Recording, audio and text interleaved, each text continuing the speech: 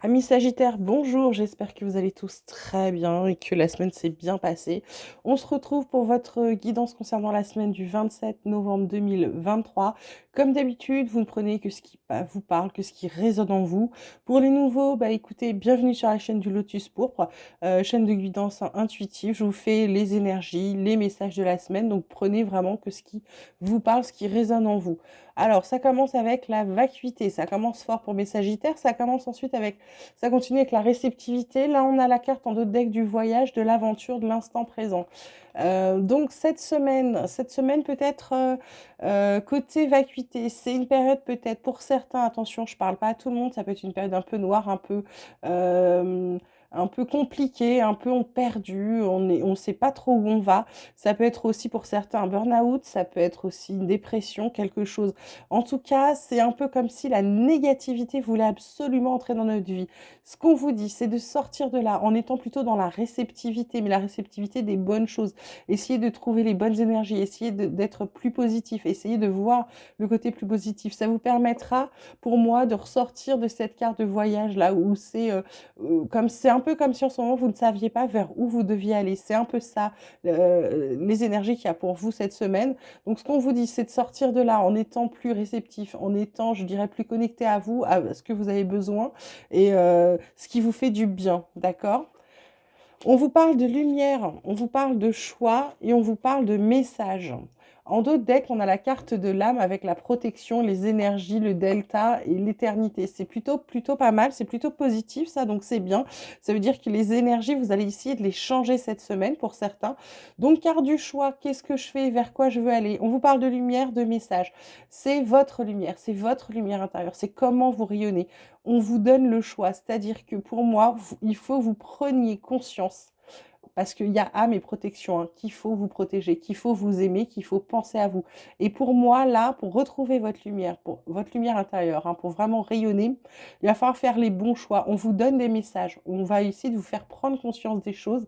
Et cette semaine, du coup, tous les choix que vous aurez à faire, il va falloir faire les choix de votre âme, les choix de votre cœur, les choix des choses qui vous font du bien, d'accord? Pour essayer de sortir de cette peut-être période un peu compliquée pour vous. On vous parle ensuite de rêve, on vous parle de jalousie et on vous parle de tranquillité. Là, on vous parle en d'autres decks de victoire, de parole. Il y a un changement qui est en train de se profiler. On vous dit qu'il était temps, avec un équilibre qui est en train de revenir pour vous. Donc là, le rêve, la jalousie, la tranquillité. Carte centrale, c'est quand même carte de jalousie. Il y a peut-être des gens qui sont envieux. Il y a peut-être des gens qui essayent aussi de vous séparer de d'autres personnes. Avec cette carte du rêve, j'ai envie de vous dire, euh, je sais pas comment l'exprimer. Ça peut être aussi le fait que vos rêves vous aident à comprendre certaines choses et peuvent vous amener aussi à la tranquillité, à votre alignement, à votre zénitude. Mais ça peut être aussi le fait que dans vos rêves, parce que là on a le serpent, on en a le serpent. Donc il y a deux serpents. Il y a peut-être des gens pas francs autour de vous. Il y a peut-être des gens qui font comme si ils vous voulaient du bien, alors qu'en fait pas du tout. Donc ce qu'on vous dit là, c'est de vous réaligner, c'est de vous recentrer sur vous, c'est de savoir comment vous devez faire. C'est pas étonnant que la réceptivité soit alignée sur le message et la tranquillité, hein. C'est pour qu'on vous dise de vraiment d'aller j'ai envie de dire, au cœur de vous-même, hein, d'accord, sur cette semaine. Ensuite, côté relationnel, côté sentimental, vous l'adaptez à votre situation, bien évidemment. On parle d'un passé qui revient, on parle de se sentir attirant et on se parle du lieu de vie. En dos de deck, on a quand même la solitude derrière, avec les biens matériels. Donc, passé qui revient, revirement, karma, peut-être de la nostalgie pour certains. En tout cas, c'est quelque chose qui vous empêche, qui pourrait vous empêcher d'avancer, de vous sentir attirant. On vous dit se sentir attirant. Alors, il y en a qui vont réellement se sentir attirant, être attractif, se sentir séduisant, beau, belle, etc. Et d'autres où c'est le passé qui va les empêcher. Certains vont être mieux parce qu'avec ce passé qu'ils vont laisser au passé, j'ai envie de dire qu'ils vont pouvoir rayonner.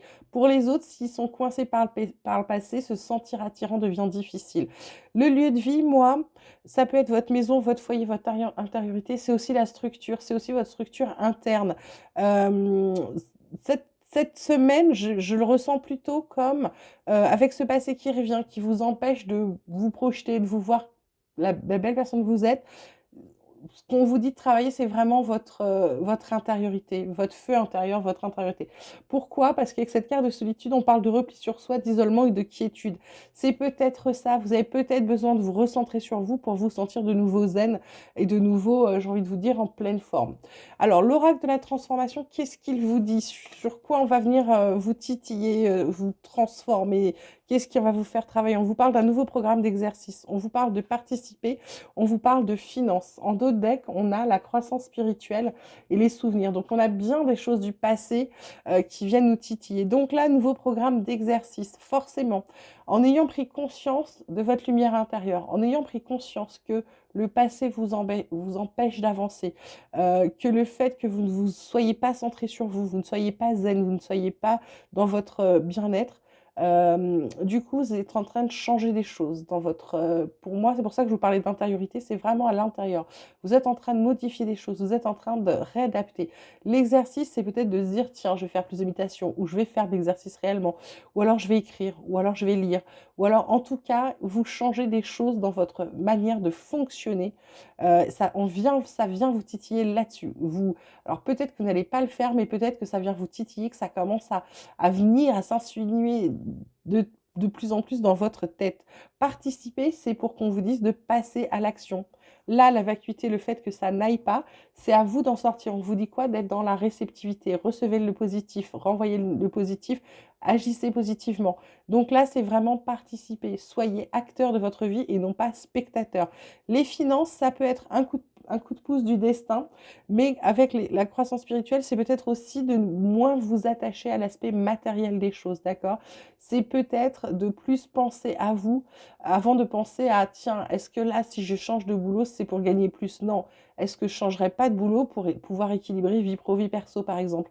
C'est peut-être comme ça qu'il va falloir penser dorénavant. Alors, ça vient vous titiller les finances. Il y a quelque chose sur les finances qu'on veut vous faire travailler, qu'on veut vous faire comprendre. Et on termine avec l'oracle de la lunologie. C'est la pleine lune ce lundi 27. Donc, je me suis dit que on allait voir les messages de la Lune pour vous. Elle vous parle d'ajustements nécessaires. Ben, forcément, nouveau programme d'exercice, le passé, les rêves qui viennent vous titiller, la lumière. Donc là, il y a des choses à revoir. Effectivement, puisqu'il faut sortir de cette période un peu compliquée. Donc, il y a des ajustements, il y a des choses à revoir, il y a des choses à régler, il y a des choses à comprendre, je pense, pour pouvoir avancer.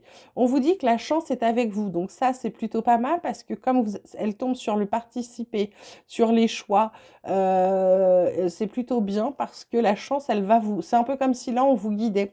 On allait vous aider à prendre les bonnes décisions, à trouver le bon chemin.